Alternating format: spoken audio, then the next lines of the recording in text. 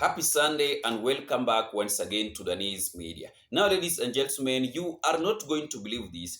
After the National Intelligence Service in the Republic of Kenya called NIS have leaked to President William Ruto that one term within the United Opposition leaders led by Rigathi Gachagua across the country of Kenya on the ground is real against his government ahead of 2027 general election, William Ruto have been forced to dispatch some leaders within the Western region to start threatening the United Opposition leaders on how they are going to rig 2027 general election, no matter how they are gaining popularity and wave each and every day whenever they are preparing themselves across the country of Kenya on the ground to face William Ruto head-on on the ballot box. I was shocked. Ati wanasema ati sisi ndo tuko na IBC, Ruto ndo analipa IBC. How comes that we are going to defeated to make William Ruto the 6th president of the Republic of Kenya? William Ruto have started igniting violence ahead of 2027 general election after sensing the real defeat by opposition leaders that are uniting each and every day instead of splitting among themselves. Because Ruto knows very well that a united opposition leaders is totally dangerous against his government, and a split within the united opposition side is a big win for William Ruto, whereby as we speak right now, William Ruto does not want to see or to hear that opposition leaders are uniting each and every day. And this is not the first time for UDA leaders threatening the united opposition leaders that they are going to make sure that kura ya rais isipoja watajaza. Sieta Oscar Sudi have been saying it. Oscar Sudi have said this one several times. Ati kura ya rais isipoja watajaza. Na hiyo kujaza ni kuiba kura.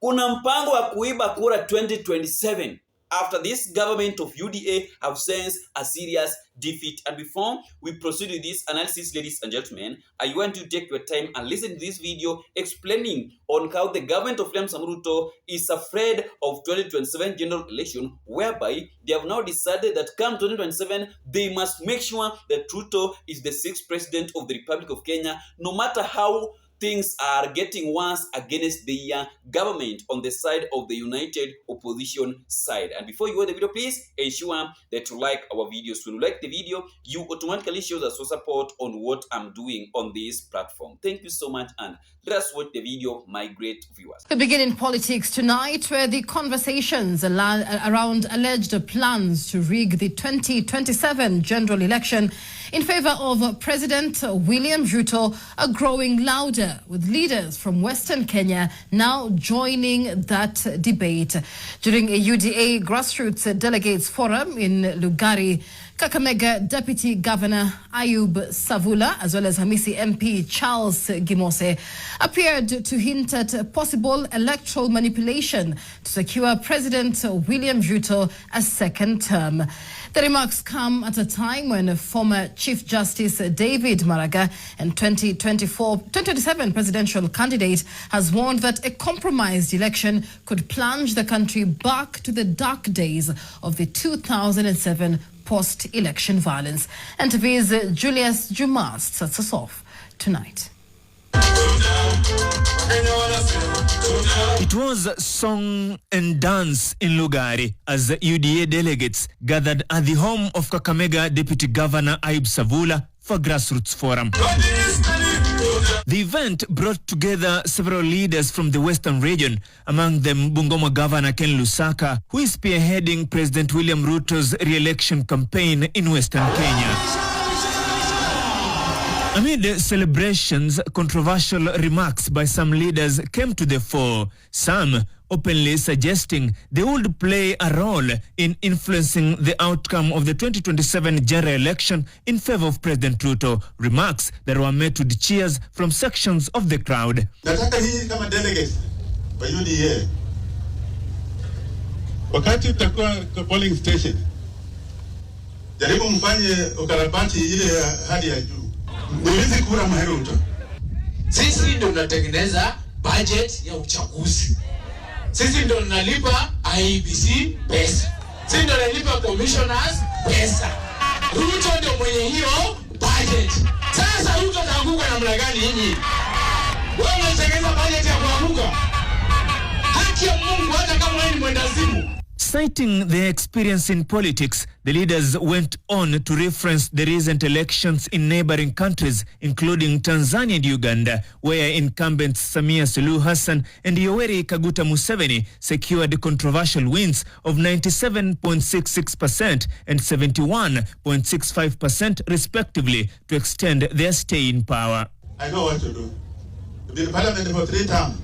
Sio mchezo. Lazima ujue ukarabati ya kura. Na mimi ni mwalimu. Najua vile ya kufundisha wengine vile ya kufanya hiyo kazi. Sawa sawa? Hapa Uganda Museveni ashaanguka kura. Na ukiangalia intelligence ya Museveni, angalia intelligence ya William Ruto. Nani waya inasoma juu? Sasa wewe hata kama huna akili, angalia intelligence ya huyu Mama Suluhu. Na angalia intelligence ya William Samoei Ruto. Gani intelligence iko juu? Sasa Mama Suluhu akishinda na 97%, sisi hapa Kenya tutashinda na 100%. Bungoma Governor Ken Lusaka gave the rigging claims a wide berth and instead urged Western Kenya residents to remain within government ranks by backing President Ruto's re-election bid. Unaenda kwa upinzani hakuna kitu huko. Wale wako kwa upinzani wanataka kuja kwa serikali. Sisi tuko tayari kwa serikali. Sasa utakuwa unatafuta nini? This is not the first time Kenya Kwanza leaders have sparked controversy over remarks touching on the credibility of the 2027 elections. In July 2025, Wajir Woman Representative Fatuma Jeho claimed that the ruling coalition will secure President Ruto's second term by all means possible, including vote rigging, comments that sparked criticism from opposition leaders and civil society groups. A month later, in August 2025, Tiaty MP William Kamket echoed similar sentiments, stating that if the votes were insufficient, they would, and I quote, ensure they are enough, whatever comes may, end of quote. The fresh reiteration in Lugari now comes against the backdrop of growing concern over the preparedness and independence of the Independent Electoral and Boundaries Commission IEBC ahead of the 2027 polls. Former Chief Justice David Maraga has already warned that any attempt to interfere with the integrity of the election could trigger unrest similar to the 2007 post-election crisis. Because of the pain that the Kenyans have gone through, IEBC had better know that if it plays around, it will set this country on fire. Maraga made history in 2017 when, as Chief Justice, he led the Supreme Court in annulling President Uhuru Kenyatta's election victory over what the court termed as irregularities and illegalities in the electoral process, the first such ruling in Kenya and only the second in Africa. So that is how things are now being cooked secretly within the within the government of William Samoei Ruto as we are approaching 2027 election to face different candidates on the ballot box. So, unajua wakianza kusema hivyo, it is only Kenyans that can do something. We are the people that can embarrass William Samoei Ruto on the ballot box. Wakishaanza maneno ya kuiba kura 2027, let us turn out in large numbers on that day and vote against this government of William Samoei Ruto. Ili tuone watatoa kura wapi ya kuiba. Unajua tukijitokeza tu kwa wingi, it is only Kenyans, voters, that can make William Samoei Ruto a one-term president. See our opposition leaders, they just need our support hapa na pale. Lakini sisi ndio inafaa tujitokeze kwa wingi na tupiga kura against the government of William Samoei Ruto. If we can do that one, it can be better. Hey, it can be better. But tukichema tu one term, Kasongo, Ruto must go without action on the ballot box, then we are doing nothing. We are totally doing nothing, ladies and gentlemen. Let us be very careful, very keen as we are going to face different candidates on the ballot box, starting from MCA to president. And let me tell you something here. Let our main focus remain on these 3 sectors on the ballot box. 3 places on the ballot box, I mean. Number 1, presidential ballot. Number 2, Senate. Number 3, Parliament. Let us vote for MPs senators that can serve our interest at the National Assembly. Because the MPs that we voted for, mimi nilipiga kura 2022 by the way. Hao watu wamekuwa wakifanyia rais kazi. Hawafanyangi wananchi kazi. 95% of the leaders in this country of Kenya are serving the government of William Samoei Ruto. Kila siku.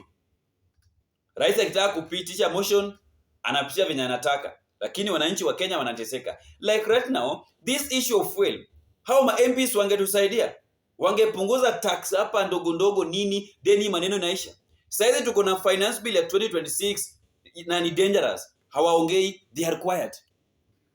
The finance bill of 2026 is totally dangerous, more than the one of 2024 that led to the illegal killings of innocent Gen Zs that were on the street protesting. Which is true.